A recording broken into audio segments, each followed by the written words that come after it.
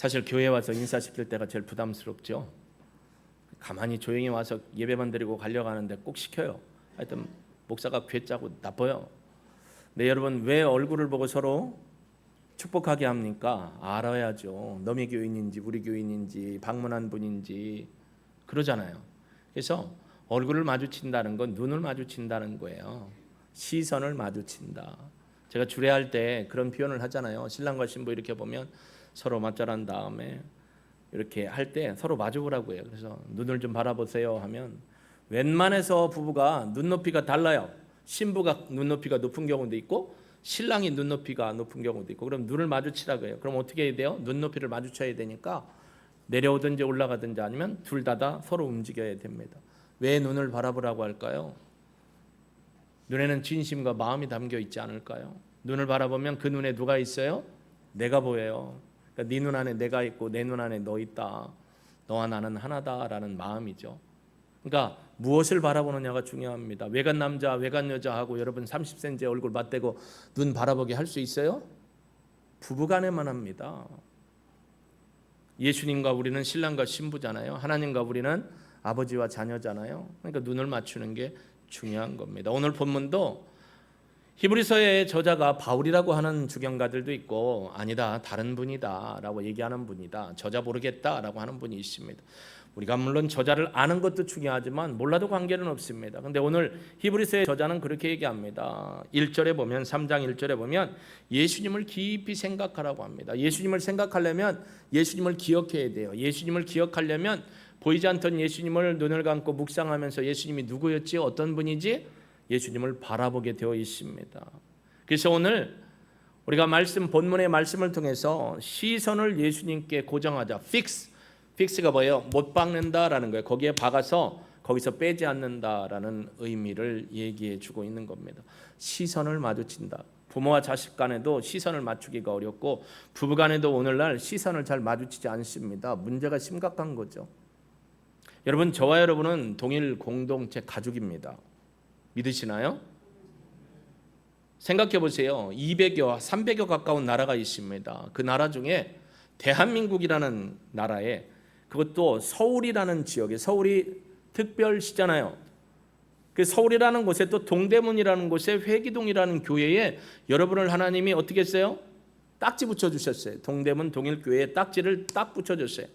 인쳐주셔서 동대문 지역의 동일교회 성도가 되도록 하나님이 불러주신 거예요. 그러니까 우리는 가족이에요. 가족으로 보였는데 엄마 뱃속 아빠의 씨로 이루어진 가족이 아니다 보니까 지역이 다를 수도 있어요. 문화가 다를 수도 있어요. 살아온 배경이 다를 수도 있어요. 생각하는 관점이나 바라보고 말하는 것들이 다 다를 수 있어요. 그런데 그런 다 다른 것들이 우리가 예수님을 바라보고 예수님을 묵상하고 예수님을 깊이 생각하다 보면 누구처럼? 자신이 없군요. 누구처럼? 예수님처럼 말하고 생각하고 행동하며 살아가는 것으로 변화되어야 합니다. 또 그게 정상이고요. 그런데 그게 안 돼요.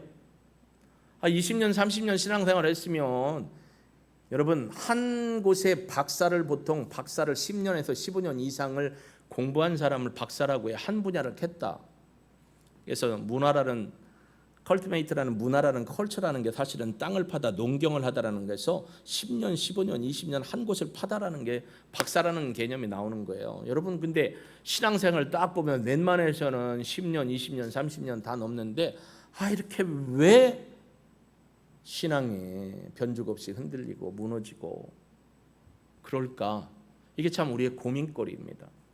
2주 전에 이 말씀을 선택하고 또 하나님 앞에 이 말씀을 묵상하고 왜 히브리서의 저자는 예수님을 깊이 생각하라고 했을까? 또 뭐라고 했냐면 예수님을 바라보라라고 돼 있어요. 시선을 예수님을 바라보라는 겁니다. 여러분, 우리는 최고의 삶을 살기를 원합니다. 누구든지 그 최고가 건강이 최고인지 물질이 최고인지 내가 살아오면서 명예가 최고인지 돈이 최고인지 아니면 인생 뭐 있나? 먹고 즐기자 워라벨이 최고인지 모르겠어요. 그런데 최고의 삶을 살기를 원합니다. 그런데 무엇을 바라보고 무엇을 생각하고 무엇을 믿고 사느냐에 따라 우리의 삶이 결정되고 차이가 많이 납니다. 여러분을 믿지 않는 사람들이 뭐라고 부르냐면 교인이라고 부르지만 정식 명칭은 그리스도인, 크리스찬이라고 부릅니다. 크리스찬이라는 말은 네 안에 누구 있다라는 거예요? 예수가 있다라는 겁니다. 예수님이 계시다라는 거예요. 내가 말하고 생각하고 행동하고 어디에 나가서 뭘 하든지 간에 나는 누구와 직결된다? 예수님과 직결된다라는 겁니다. 그게 그리스도인이라는 말의 의미입니다. 성경은 우리를 통해서 예수님을 깊이 생각해라, 메디테이션, 묵상, 깊이 바라보고 깊이 생각하라라고 권면합니다. 그리스도인이라면 자신의 정체성이 그리스도인이라는 이름에 예수님이 내 안에 이미 들어있다라는 것을 인식하고 살아가야 한다라는 것을 깨우쳐 주는 것입니다. 그러니까 우리의 정체성과 예수님은 별개분의 관계가 아니에요. 항상 붙어있는 관계라는 것을 말해주고 있습니다.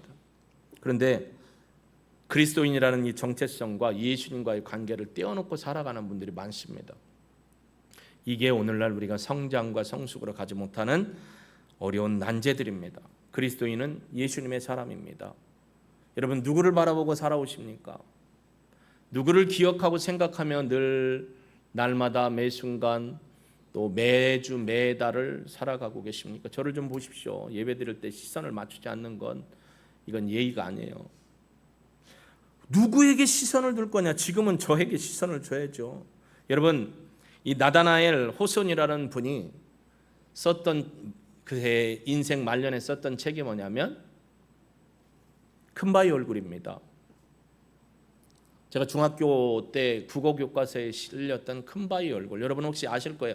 제가 몇 번 큰바위 얼굴에 대한 얘기를 했습니다. 이 본문에 나와 있는 이 큰바위 얼굴에 나와 있는 소설의 주인공은 지금 검은 옷을 입고 있는 어니스트라는 소설이니까 여러분, 어니스트라는 사람입니다. 그 마을로 가다 보면 항상 그 마을 뒤편에 바위가 있는데 그 바위에 꼭 사람 모양처럼 얼굴이 있는데 그 사람 모양의 얼굴을 보면 아주 그냥 자애롭고 강직함도 있으면서도 부드러움이 있고 온유함이 있으면서도 단아함이 있고 이런 얼굴이에요. 그래서 사람들이 저게 누굴까라고 생각했다라는 거죠.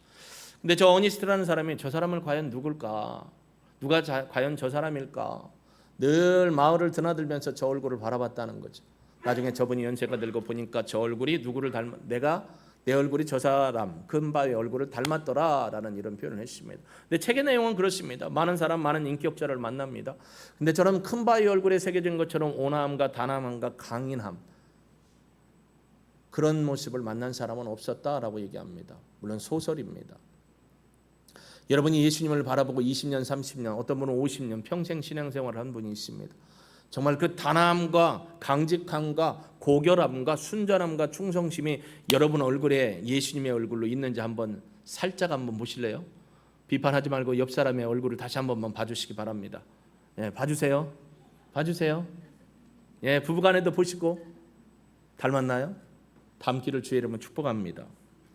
여러분 믿음은요 이름의 변화가 아니라 인격의 변화를 얘기합니다. 그리스도인이라는 이름이 붙었다고 해서 내가 예수님의 인격과 신앙의 삶을 100% 닮았다는 건 있을 수가 없습니다. 믿는 순간 그렇게 바뀌는 것도 아니에요. 고난과 역경이 있습니다. 그런 역경 속에서도 예수님을 바라보니까 십자가에 달려 돌아가신 예수님을 묵상하고 예수님을 바라보니까 나도 모르게 예수님을 닮아가는 그런 온전한 믿음의 성숙함이 있기를 주의 이름으로 축복합니다. 환경이 바뀌지 않습니다. 삶을 바라보는 태도와 관점이 바뀔 뿐입니다. 태도와 관점이 그러면 어떻게 바뀌어야 되느냐? 예수님은 어떻게 말씀하셨지? 예수님은 이런 상황에서 어떻게 행동하셨지? 예수님은 어떤 모습으로 우리에게 본을 보여주시고 성경에서 선포하고 계시지? 여러분 이걸 바라보는 겁니다. 누군가에게 실수를 했다? 아니 누군가에게 아니 여러 사람에게 실수를 했다? 그러면 내가 실수한 걸 인정하고 미안합니다.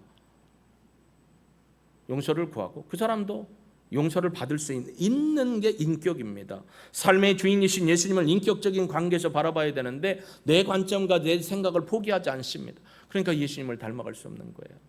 초대교회의 부흥의 특징이 뭔 줄 아세요? 사도행전에 사람들이 믿지 않는 사람들에게 칭찬을 받으며 교회가 부흥했다라는 거예요.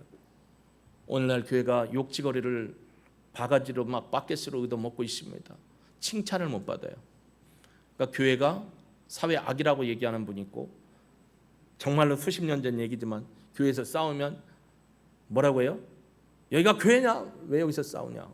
참 창피한 얘기입니다. 그리고 뭔 조언을 해주면 왜 나한테 설교하냐? 그러니까 설교 듣기 싫다 이거죠. 여러분도 혹시 설교의 말씀을 하나님의 말씀으로 안 듣고 제 말씀으로 듣는다면 실패자입니다. 예수님을 닮아가야 되는 거예요. 그러니까 이건 싸움이에요. 영적 싸움.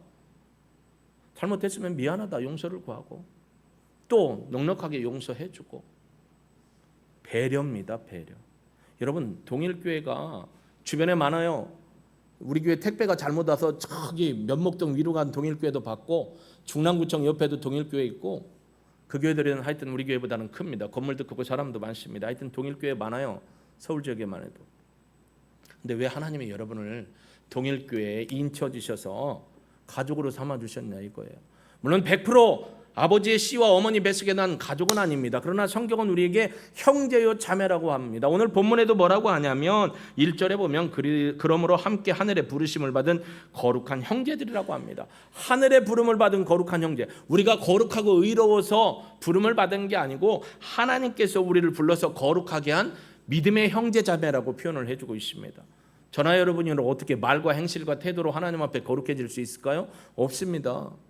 네, 하나님께서 예수 그리스도의 피로 우리를 대속하기 위해서 속죄제물, 우리 이사야서에서 속죄제물 뭐라고 했어요? 아쌈, 속죄제물로 해주셔서 그를 통해 깔 구원해 주심으로 우리가 거룩한 하나님의 자녀가 된 것입니다. 그러니까 우리는 실수투성이에요. 우리는 연약해요. 아유 내가 잘한다고 했는데 잘못했는데 이게 여러 사람에게 마음을 아프겠다 그러면 미안하다고 하면 돼요. 그러니까 미안하다고 하면 또 받아줘야 되는데 안 받아준다, 그것도 문제입니다. 거룩한 형제들은 하나님의 부르심을 받은 한 공동체라는 겁니다. 그렇기 때문에 배려해야 되는 거예요. 받아주고 용서하고 품어주고 이게 안 되면 한 집안이 아니죠. 왜 오늘 보면 히브리서 저자는 뭐라고 했냐면 하나님의 온 집에서 하나님의 우리는 그의 집이 되고 집이라는 표현을 합니다. 이 집이 뭐냐면 교회 공동체입니다. 모세는 광야에서 하나님의 집을 섬겼다고 했습니다. 광야 교회에서 하나님의 교회를 섬긴 겁니다. 그러나 예수님은 그 집의 주인의 아들로서 하나님의 교회를 신실하게 섬겼습니다. 그렇기 때문에 성도들은 서로 사랑할 줄 알아야 돼요. 배려할 줄 알아야 돼요. 내가 아무리 옳다고 생각하고 행동하는 것도 그게 혹시 누군가에게 아픔이 되고 잘못될 수 있는, 그래서 넘어질 수 있다면 화해를 할 수 있어야 돼요. 여러분 생각해 보십시오. 거룩함이라는 건 우리의 노력으로 된 거 아니에요. 여러분 우리를 거룩한 교인, 거룩한 성도, 교인이라는 게 사실은 거룩한 믿음의 부르심을 받은 성도들의 모임을 교인이라고 하잖아요. 교회라고 하잖아요. 이 건물은 예배당입니다. 엄격가 있어. 이게 건물을 교회라고 하면 안 되지만 일반적인 세상적 가치에서 그냥 건물을 보고 교회라고 합니다. 그럼 교회는 여러분이에요. 여러분은 믿음으로 하나 되는 겁니다. 거룩함으로 부름받았는데 이 거룩함을 자신의 욕망이나 자신의 야망으로 대하면 안 된다라는 겁니다. 우리가 뭘 잘해서 거룩함으로 부름받은 게 아니잖아요. 우리가 하나님 앞에, 사람 앞에 진짜 깨끗해서 거룩함으로 부름받았다고 하시는 분 손 들어보세요. 아니거든요. 우리 예수의 피로 말미암아 거룩하게 된 것입니다. 그렇기 때문에 하나님의 눈으로 상황과 목표를 보고 하나님의 눈과 예수님의 관점을 가지고 생각하고 행동하는 겁니다. 혹시 내가 좀 큰 바위 얼굴에 나온 것처럼 자비하고 관대함이 있는, 넉넉함이 있고 받아줄 수 있고 포용할 수 있고 용서를 빌 수 있는 이런 마음들이 있어야 동일교회입니다. 그래서 제가 그렇게 얘기하는 건 일부 예배 때도 분명히 얘기했어요. 왜냐하면 일부 예배 성도들은 목장이나 선교 활동을 잘 안 하십니다. 그러니까 목장을 잘 몰라요. 여러분 우리 교회는 죽었다 깨어나도 300명이 안 됐어요 아직. 그런데 옆 동네만 가도 1부, 2부, 3부, 4부, 5부 예배를 드립니다. 그럼 1부 예배만 드리는 분, 3부 예배 드리는 분은 서로 얼굴을 웬만해서 몰라요. 그러니까 주차장 나가다 싸울 수밖에 없는 이유가 거기에 있습니다. 마트 가서 싸워요. 네 거냐 내 거냐, 내가 먼저 집었다 네가 먼저 집었다. 아니다. 나중에 교회 와서 보니까 얘가 여기 있고 얘가 여기 있네. 아니 어떻게 보더니면 또 이분은 집사님이라고, 이분은 성도님이라고, 저분은 장로님이라네. 시샘말로 쪽팔립니다. 우리 교회는 그나마 작아도 목장과 선교 활동을 열심히 하면 우리 식구구나, 할렐루야, 우리 가족이구나, 그냥 배려할 수 있고요, 나눌 수 있고 이해할 수 있는 겁니다. 하나님의 마음, 하나님의 관점.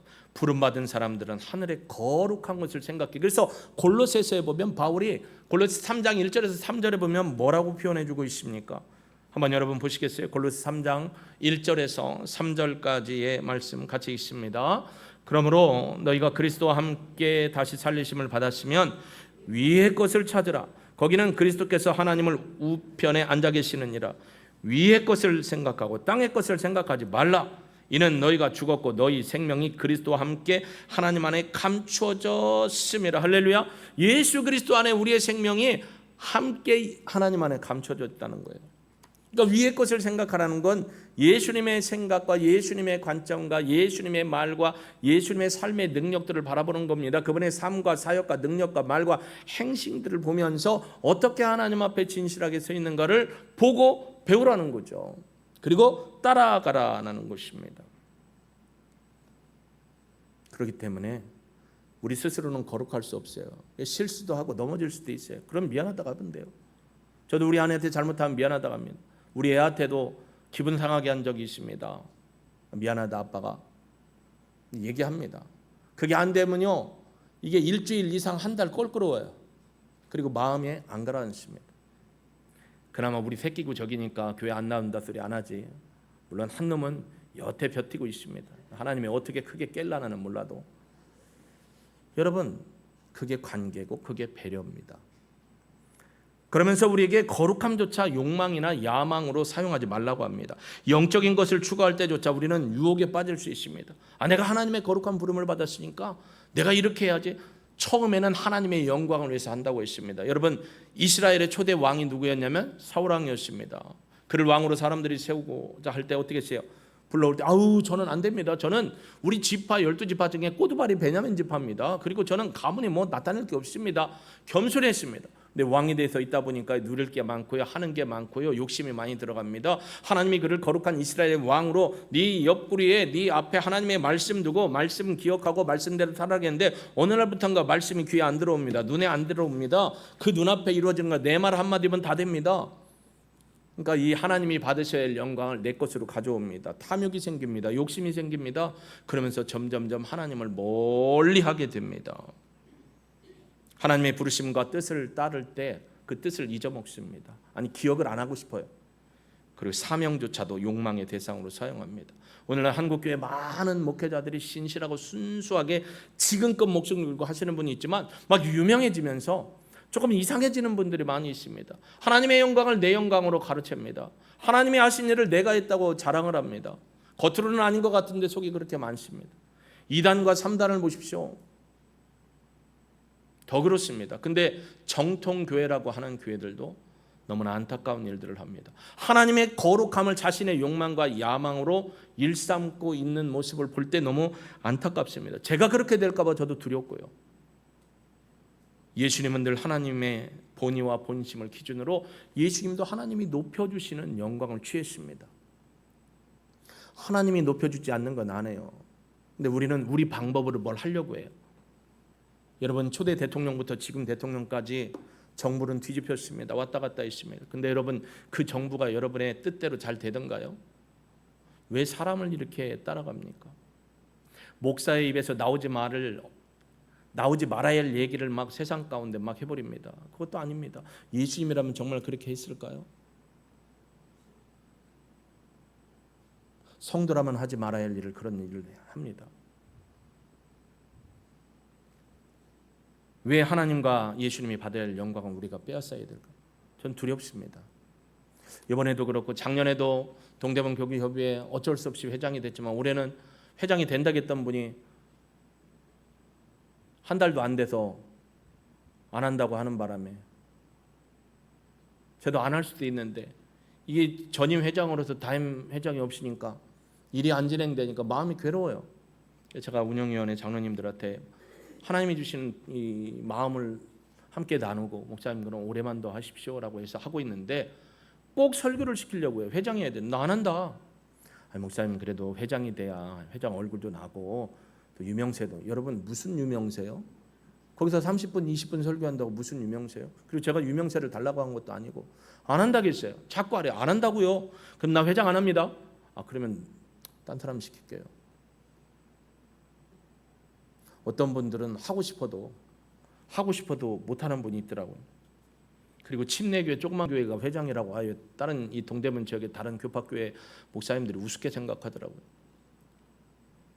그래서 내가 큰 바위 얼굴인데 우습게 여김을 당할 사람이 아닌데 농담으로, 여러분 제가 왜 하나님의 영광과 예수님의 영광을 가로채야 합니까?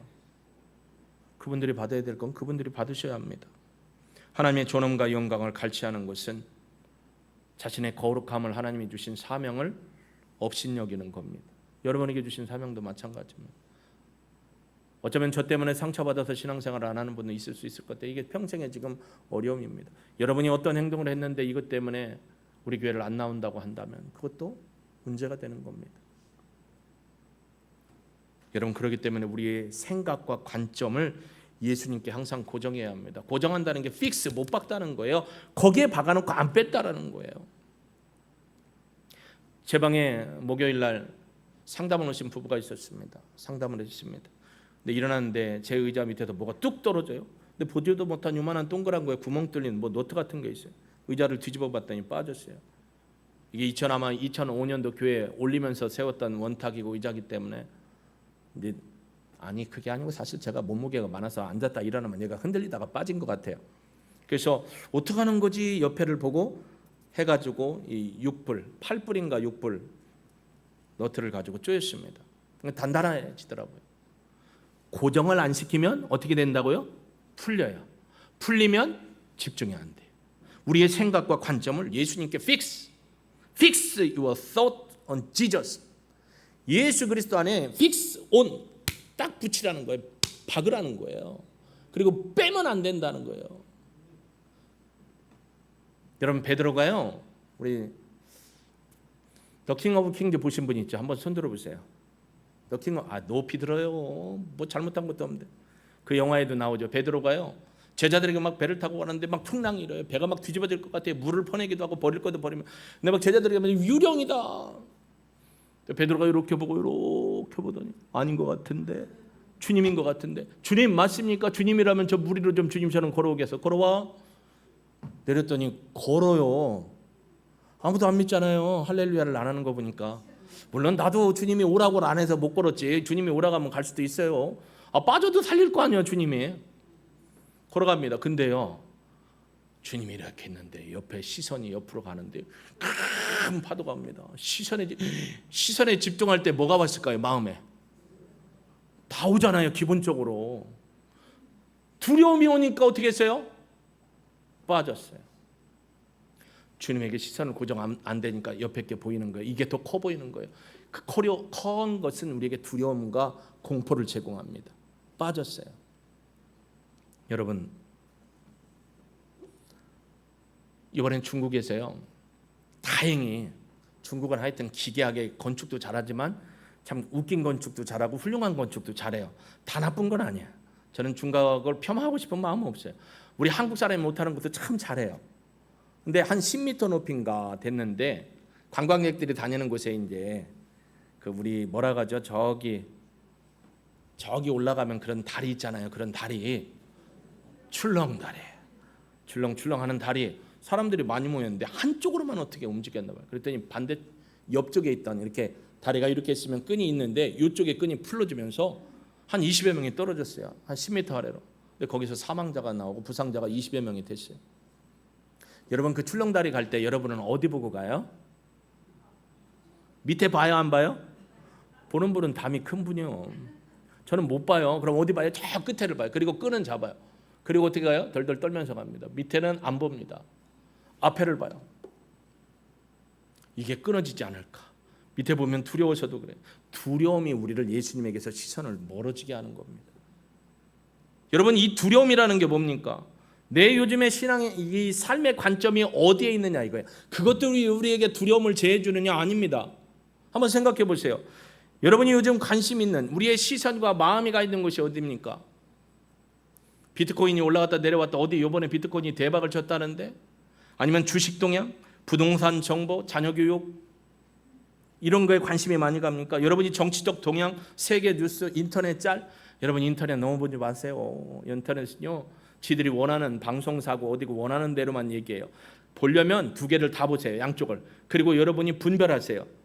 이 새끼 지가 잘못해놓고도 잘했다가네. 이 지가 분별을 해야 되는데 이쪽 것만 계속 보면 어떻게 되냐면 한쪽에 치우쳐요. 그럼 여러분 생각과 관심이 거기에 픽스돼 있어요. 남의 소리 안 듣습니다. 남의 얘기 안 듣습니다. 배려 안 합니다. 그겁니다. 인터넷 짤보고 돈 버는 정보, 워라벨 사업. 야, 내가 이러다 노후에 어떻게 살지? 그러다 보니까 주님을 안 봐요. 주님 볼 새가 없어요. 내가 일해야 돼요. 내가 열심히 해야 돼요. 내가 뭔가를 잡아야 돼요. 그럼 베드로처럼 어떻게 된다고요? 빠집니다. 빠진다는 게 뭐냐면 고통이라는 거예요. 여러분의 삶에 고통이 많은데 고통이 아픔이나 안됨이나 가난이나 질병이 아니에요. 더 큰 고통은 예수님을 잊고 사는 게 고통입니다. 예수님을 바라보지 않고 사는 게 고통입니다. 예수님을 망각하고 사는 게 고통입니다. 근데 우리는 그걸 고통이라고 여기지 않아요. 점점 멀어지는데, 점점 깊이 빠져가는데도 죽어가는 줄도 모르고 있는 것입니다. 그래서 주님을 바라봐야 합니다. 시편 62편 5절에 보면 시편의 저자가 그럽니다. 주님 바라봅니다 라고. 한번 같이 보실까요? 시편 62편 55절입니다. 같이 읽습니다. 나의 영혼아 잠잠히 하나님만 바라라. 모든 나의 소망이 그로부터 나오는 도다. 누구를 바라보라고요? 하나님을. 왜요? 내 소망이 어디에서 와요? 하나님으로부터 온다는 겁니다. 예수님을 왜 바라봐야 돼요? 우리의 소망이 예수님께 있어요. 여러분, 정치 지도자들이 여러분에게 소망 아닙니다. 교육자들이 소망입니까? 경제학자들이 소망입니까? 핵 물리학자가 소망입니까? 예수님이 소망입니다. 왜 아멘 안 하세요? 예수님이 소망이라니까요. 그러니까 여러분이 믿음으로 예배드리는 거 아닙니까? 로마교회 기억하세요? 로마교회는 바울이 전도하지 않았습니다. 바울이 개척하지 않았습니다. 디아스포라 유대인들이 그 오순절 성령의 역사 가운데 뭐예요? 쉬운 얘기로 성지순례 왔다가 오순절 역사가 일어나고 제자들이 선포하는 말씀에 3,000명 5,000명이 변화를 입고 그리고 가서 그들이 사는 곳으로 다시 돌아갔습니다. 그래서 거기에서 복음으로 전하다가 자생교회가 생겼습니다. 바울이 거기에 가서 너희들과 함께하고 구원의 진리가 무엇인지 알려주고 너희를 통해서 또 서바나 스페인까지 가서 당시에 땅끝이 스페인이었기 때문에 스페인이라고 생각했기 때문에 스페인까지 가서 내가 복음의 사역을 감당하기를 원한다. 근데 너희에게 들리는 소리를 들으니 내 마음이 안타깝다. 왜냐하면 이 로마에 어떤 일이 있었냐면 이 로마 교회가 그렇게 시작했는데 유대인 출신 그리스도인, 이방인 출신 그리스도인들이 모여있는 한 교회였어요. 근데 AD 49년경에 글라우디오 총독이 황제가 로마에서 유대인들을 다 쫓아냈어요. 왜냐하면 유대교와 기독교의 문제 때문에 시끄러우니까 야 너희들 다 나가. 귀찮아. 다 나가. 로마 지역에서 다 나가. 그러니까 이 사람들이 쫓겨왔어요. 유대인들이 쫓겨나왔어요. 그러니까 믿는 유대인이나 안 믿는 유대인이나 로마에서 쫓겨왔어요. 로마 지역에서. 그랬다가 글라우디오 총독이 죽고 그가 내렸던 법령이 어떻게 죽으니까 다시 들어갔어요. 근데 이방인 출신 그리스도인들이 교회를 지키고 있는데 유대인 출신 그리스도인들이 와가지고 막 눈이 뒤집히는 겁니다.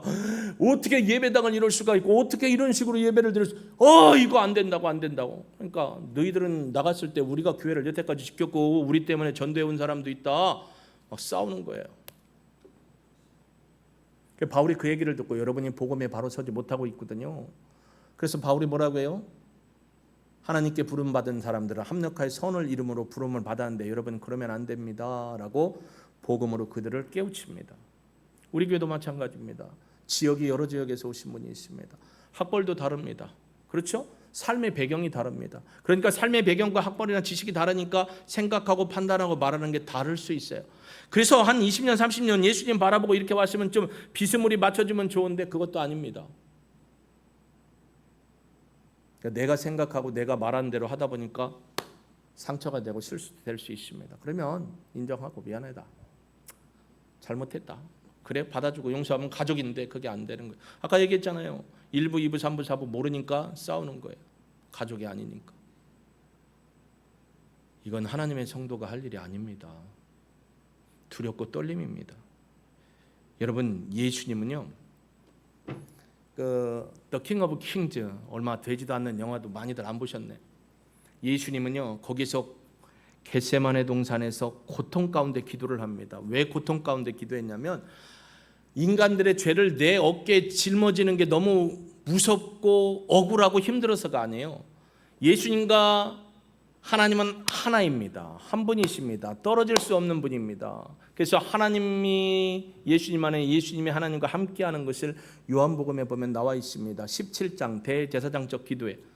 그런데요, 예수님이 우리의 죄를 짊어지는 순간 누구하고 떨어져야 되냐면 하나님과 잠깐 떨어져야 돼요. 그 떨어짐의 분리의 고통 때문에 하나님 앞에 기도했던 거예요. 우리의 죄를 감당하는 게 두려워서가 아니었다고요. 하나님과의 떨어짐, 하나님께 고정되어 함께 했는데 거기에서 떨어지는 게 고통스러웠어요. 아까 제가 그랬잖아요.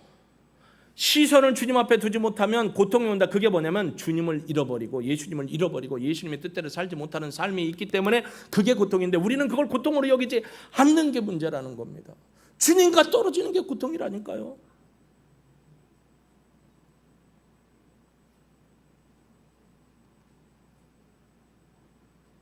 아까 마태복음 14장 29절 30절 베드로의 이야기를 다시 한번 볼까요? 마태복음 14장 29, 30 오라 하시니 베드로가 배에서 내려 물 위로 걸어서 예수께로 가되 바람을 보고 무서워 빠지는지라. 예수님 보고 가다가 바람을 보고 빠졌습니다. 빠진다는 건 시세, 세속의 욕망과 내가 취하는 것들을 취하지 못함에 대한 두려움, 장애 때문에 두려움을 갖는 겁니다. 빠진지라 소리질러 이르되 주여 나를 구원하소서. 더 킹 오브 킹즈에 보면 물속에 꼬르르르르 베드로가 빠집니다. 예수님이 물속까지 오셔서 그를 건지는 장면이 나옵니다. 저도요, 어제 병원 갔더니 목사님 지난번에 검사한 거에 신장 수치가 안 좋으니까 다음 달에 오면 신장 검사 한번 해볼게요. 운동 좀 하시고 장은 먹지 말고 고추장, 된장, 쌈장 먹지 말고 야채는 생으로 먹고 간하지 말고 먹고. 다 들어보니까 죽으라는 얘기네. 나한테는 내 입맛이 얼마나 좋은데 먹지 말래요. 신장이 안 좋아진다. 신장 수치가 안 좋은 거다. 목사님은 약 종류 많이 먹으면 신장이 무너집니다. 먹으면 안 됩니다. 듣고 오니까 그냥 덜컥 마음이 가라앉아요. 근데 금요일 날 또 이 광복성회 때문에 순서자들 모여서 기도하고 모임하는데 사무총재가 78세 되셨나 9세 되는데 목사님 뭘 걱정해, 다 먹어. 나는 그냥 감사하게 먹어. 내 당은 160에 170이야. 근데 하등 문제 없어. 그냥 먹어. 그래서 그래도 우리 어머니는 95세인데 소금을 소태로 먹어도 저렇게 그나마 죽고 사는 문제에 내가 갑자기 예수님 안 바라보고 죽고 사는 문제를 바라보니까 뭐가 생겨요? 두려움이 생기더라고요. 그래서 저렇게 울 뻔했어요. 애기처럼. 죽고 사는 문제. 그것 때문에 두려운 거예요. 야, 내 새끼는 어떡하지? 내 사업은 어떡하지? 내 건강은 어떡하지? 아니요. 그냥 죽으면 감사, 살아도 감사. 죽으면 여러분 주님 만나러 가니까 감사한 거고 인정 안 해도 감사. 인정해도 감사. 여러분 우리는 한 형제 한 자매입니다. 주 안에서. 그렇기 때문에 우리의 관점이 주님에게 맞춰져야 돼요. 이게 자꾸 눈이 빠지니까 거기에 박아놓은 게 흔들흔들하다 빠지니까 두려움과 공포와 어려움이 생깁니다. 예수님은 이런 때 어떻게 하셨지? 예수님 뭐라고 말씀하셨지? 이게 은혜입니다. 예배 드리러 오다 보니까 내가 누군가 싸웠네. 마누라하고 싸웠네. 안 되겠다. 전화라도 하자. 미안하다고 하자. 사실 주중에 저한테 계속 연락이 왔습니다. 목사님 휴가 갔습니다. 목사님 시골 갔습니다. 목사님 한 집, 두 집, 세 집, 네 집, 다섯 집, 여섯 집 와 보니까 성가대도 휴가를 가고 그럼 나도 주일날 휴가를 가야 될까? 그분 정죄 하나 안 했어요. 그럴 수도 있지. 52주 여러분이 매주 주일 예배를 드리면 얼마나 힘들겠어요. 그러니까 여러분 마음도 이해가 되고 내가 있는 곳에서 하나님을 어떻게 섬기고 있는가를 보는 게 더 중요합니다. 판단은 선악과를 따먹는 거예요. 목사가 주일도 안 지켜? 장로가 주일도 안 지켜? 이게 덕이 있는 말이 아니고요. 그들을 왜 축복하고 있는 자리에서 온전함으로 설 수 있도록 기도해 주는 게 믿음의 가족임이라고 저는 믿습니다. 제 생각이 잘못됐다고 해도 할 수 없습니다. 이런 말 했다고 쫓아낸다면 나가야죠. 할 수 없어요. 그러나 중요한 건 하나님 앞에 중심에 어떻게 서 있냐입니다. 여러분, 히브리서를 썼던 이 저자는요, 히브리서 12장 1절에서 3절에 분명히 우리에게 가르쳐주고 있습니다. 한번 볼까요? 히브리서 12장 1절에서 3절입니다. 같이 읽습니다. 이러므로 우리에게 구름같이 둘러싼 허다한 증인들이 있으니 모든 무거운 것과 얽매이기 쉬운 죄를 벗어버리고 인내로서 우리 앞에 당한 경주를 하며 믿음의 주여 또 온전케 하시는 이인 예수를 바라보자. 그는 그 앞에 있는 기쁨을 위하여 십자가를 참으사 부끄러움을 개의치 아니하시더니 하나님 우편에 앉으셨느니라. 너희가 피곤하여 낙심하지 않게 하여 죄인들이 이같이 자기에게 거역한 일을 참으신 이 그분을 생각해라. 누구를 생각하라고요? 누구를 바라보라고요? 예수님을 바라보고 예수님을 생각하라는 겁니다. 예수님을 생각하면 수치와 부끄러움과 갖은 모욕을 당한 걸 다 참으신 예수님 바라보면 우리가 좀 이해하고 좀 우리가 포용하고 나누고 받아주고 하는 게 가족이 아닐까요? 믿음이 아닐까요? 그게 예수님 바라보고 사는 게 아닐까요? 여러분, 모세는 어땠습니까? 모세는요 2절부터 보니까 자기를 세우신 이에게 신실했다. 피스티오, 신실은 믿음을 가지고 충성했다라는 거예요.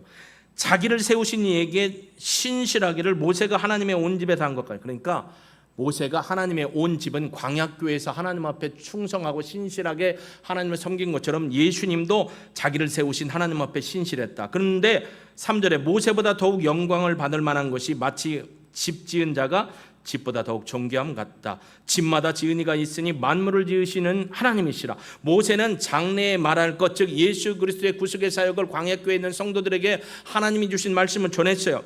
하나님 나라의 집에서 종으로 신실했다. 하나님의 몸된 교회의 종으로서 신실했대. 여기서 말하는 종은 둘로스가 아니에요.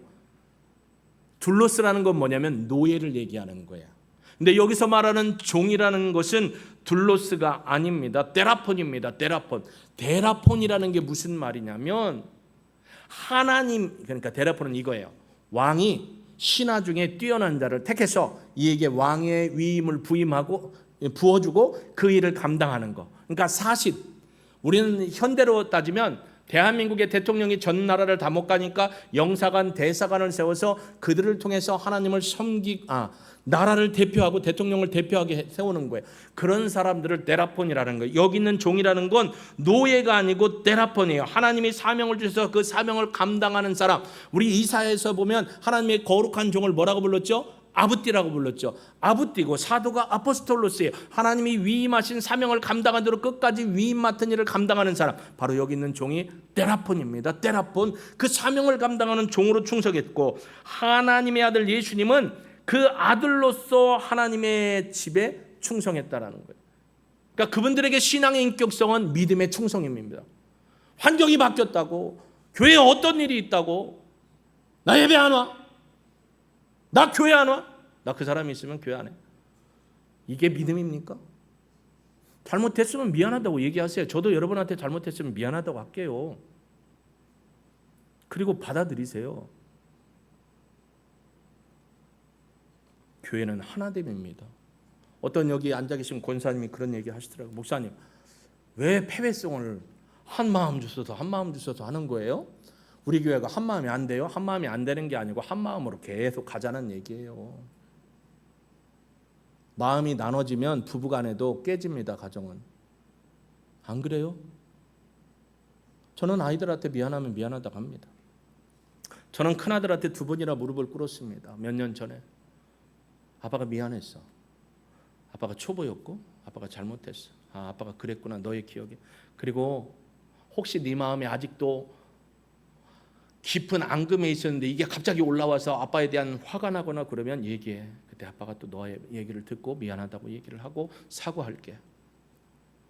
자식이라도 부모가 잘못됐으면 미안하다고 해야죠. 부부간에도요. 목사는 집에 가면 목사가 아닙니다. 한 아내의 남편이죠. 근데 목사 얘기를 바라니까 목사님들이 자꾸 이상해집니다.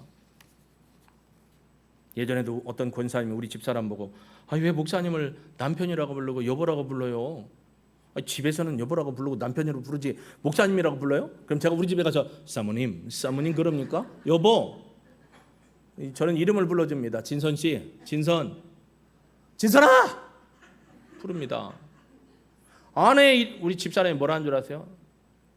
여보 이름을 불러줘서 고마워. 그래서 왜? 그랬더니 내가 내 이름을 까먹을 때가 있거든 그러더라고요. 근데 내가 이름을 불러줘서 고맙다는 거예요. 그래서 진짜요? 그랬더니 진짜래요. 가족이니까. 예수님께 왜 시선을 고정해야 합니까? 예수님의 삶과 태도와 방식, 신앙을 닮아가야죠. 제가 한 주간 하나님 앞에 기도했습니다. 하나님 왜 도대체 이 교회에 저를 보내셨어요? 또 기도를 했어요. 왜? 우리 애들 뭐 서울에 있는 대학교 보내려고? 그것도 아니에요. 저 유명하게 하려고? 그것도 아니에요. 저는 그런 거 안 바라거든요. 그럼 왜요? 저 사람 만들려고. 결론은 그거였어요. 저 사람 만들려고 보냈다. 그래서 제가 사람이 덜 됐군요. 제 몸무게가 많이 나가서 덜 떨어져 가지고 사람이 덜 된 것 같아요. 여러분 우리 가족 맞죠? 한 공동체 맞죠? 동일교회 식구 맞죠? 저 장로교 성결교 동일교회 아니고 침례교 동일교회 식구 맞죠? 그럼 어떻게 지내실래요? 예수님 바라보고 예수님의 모습을 닮아가고 함께하고 그래서 같이 좀 힘을 냈으면 좋겠어요. 이번에 동대문 지역에 연합 성회를 하는데 참 안타까운 건 큰 교회들이고 작은 교회들이고 협력을 안 해요. 제가 여쭤봤어요. 전임 총장, 저 사무총재 회장 왜 그런 것 같습니까? 글쎄요. 후원금도 안 내, 회비도 안 내, 사역에 동참도 안 해. 왜 그러지? 천국에 가면 감리교 신자만 있는 거, 순복음 신자만 있는 거, 장로교 합동 통합, 뭐 정통, 뭐 개혁, 개신, 뭐 그런 게 있는 게 아닌데 성도만 있는데 왜 안 할까? 제가 생각했어요. 오해를 하고 계시는구나. 동대문 교구협의회가 정치인들하고 어울려서 노는 거예요. 여러분 다행히 정치인들이 안 와요. 제가 하면서부터 안 오는지는 모르겠는데 안 와요. 너무 감사해요. 인사도 안 와요. 너무 감사해요. 근데 보세요. 연말 되면서 올 거예요. 왜요? 내년도에 뭐 있어요? 그러니까 올 거라니까 분명히. 제가 지난번에 강북 순복음교회에서 조창기도 하는데 앞에들 앉아 계시라고 제가 일부러 그랬어요. 예수 그리스도를 안 믿으면 이 땅에서 아무리 잘나고 저기 해도 소용없다고. 예수를 믿어야 구원받는다고 눈을 이렇게 부르면서 예수를 믿어야 구원받고 예수를 고백해야 합니다. 대놓고 했어요. 속으로 끙 했을 거예요. 교회도 작은 젊은 목사가 그랬다고. 나는 하나님이 전하라고 해서 전했어요. 7시 반에 예수 안 믿으면 구원 못 받고 지옥 갑니다. 얘기했어요. 제가 여러분한테 잘했다라고 묻는 건 아니고요. 잘했죠? 목사가 예수 믿고 구원 받으라고 얘기해야지. 그러면 의원님 저 그럴 필요가 뭐 있어요. 그분 5년 끝나고 10년 끝나면 의원 못해요. 그냥 일반 백성으로 가는데 끝까지 의원님 되고 싶어가지고. 목사도 마찬가지예요. 그냥 성도입니다. 지금까지 목회하면서 후회한 거 많아요. 하나님 앞에 회개한 거 많아요. 모르고 한 척, 알고 있는 척,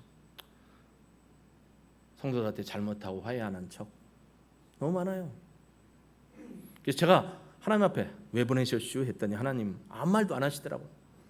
사실 제가 해석한 거예요. 아무 말도 안 하셔. 하나님도 듣고만 계시는구나. 나도 하나님의 음성을 들어야지. 근데 며칠 만에 하나님이 주시더라고. 너 인간 만들라고. 두려웠습니다. 여러분 동일교회 식구입니다. 하나 되십시다. 예수님 바라보시길 주의 이름으로 축복합니다. 데라폰은 하나님이 특별히 여러분을 이 땅에 데라폰으로 세우셨어요. 모세처럼 아부띠로 삼으셨어요. 정식으로 안수받은 아포스톨로스는 아니어도 여러분 모두는 성령으로 안수받고 아포스톨로스 사도로 사명을 받은 겁니다. 예수님을 따라 믿음의 신실함으로 살아가는 저와 여러분이 되시기를 예수님의 이름으로 축복합니다. 우리 이 찬양 드리면서 하나님 앞에 결단 기도했으면 좋겠습니다. 예 하나님 회개합니다. 돌이킵니다. 온전히 주만 바라보고 예수님처럼 말하고 생각하고 행동하는 삶을 살겠습니다. 여러분 이 노래가 좋다고 하는 게 아니에요. 이 노래의 고백대로 신앙 고백은요 순종함이 나올 때 신앙 고백이 되는 거예요. 입술로만 하는 게 아니에요. 진짜 신앙 고백은 순종입니다. 그 순종을 위해서 기도하겠습니다.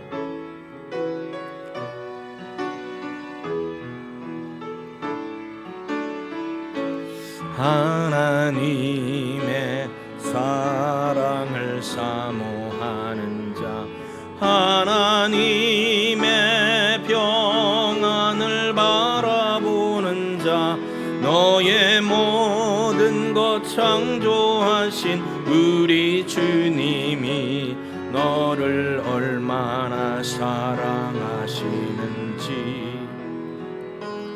하나님께 찬양과 경배하는 자, 하나님의 선하심을 닮아가는 자, 너의 모든 것 창조하신 우리 주님이 너를 자녀 삼으션 하나님 사랑의 눈으로 너를 어느 때나 바라보시고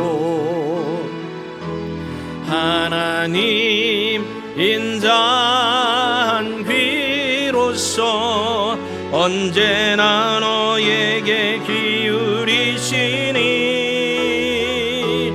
어두움에 밝은 빛을 비춰주시고 나의 작은 신음에도 응답하시니 너는 어느 곳에 있든지 주를 향하고 주만 바라보.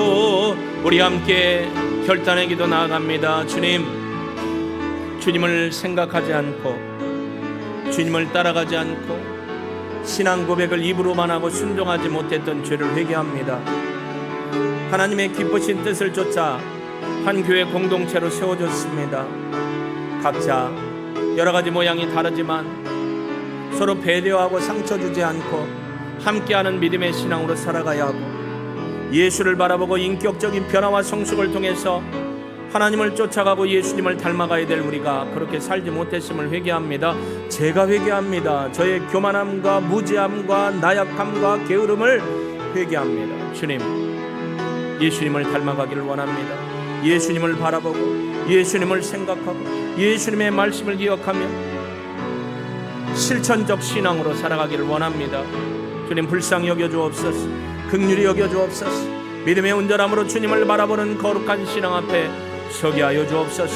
예수를 바라보고 예수를 기억하고 예수님의 모든 것들을 따라 행할 수 있는 진짜 믿음의 도전, 어떤 어려움과 어떤 신앙의 사건 속에서도 흔들리지 않고 믿음의 소망을 꽉 잡고 끝까지 주님 따라갈 수 있는 믿음으로 서게 하여 주옵소서. 오늘 여기 결단하는 믿음의 식구들, 또 영상을 통해서 하나님 앞에 서 있는 믿음의 식구들을 축복합니다. 귀 있는 자는 듣고 깨닫고 순종할 수 있도록 하나님이 역사하시고 영광 나타내 주옵소서. 하나님, 신앙 고백은 순종입니다. 고백된 신앙이 실천적 신앙으로 나오지 못하면 저부터 가짜입니다. 가짜인 나를 진짜로 만들어 주시고 우리 동일교회 가족들이 진짜 믿음으로 합력하여 선을 이루도록 인도하시고 영광 받으셔서 예수님의 이름으로 기도합니다. 아멘.